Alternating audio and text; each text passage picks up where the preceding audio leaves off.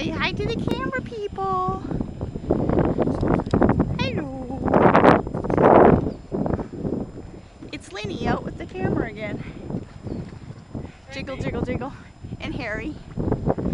Harry, my sidekick. My best friend. My hubby.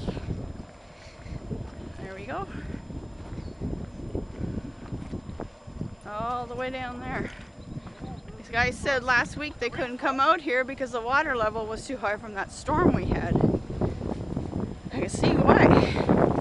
If it gets any stormy tonight, I'm gonna need a rubber raft to get back to land, which ain't too hot to do. No siree. We went on this boat here called the Empire Sandy for a tour. Canal Days in Port Colborne, which I believe is first week of August. They charge about $15 to go for a nice little tour on the lake and back. But they can see from about 3 hours, hour and a half to 3 hours. 3 hours? Yeah. And then the other one from Port Dalhousie here, I don't know if it runs anymore, it was a dining boat. That one was a 5-hour tour and that was about $60 to $75. That one was $15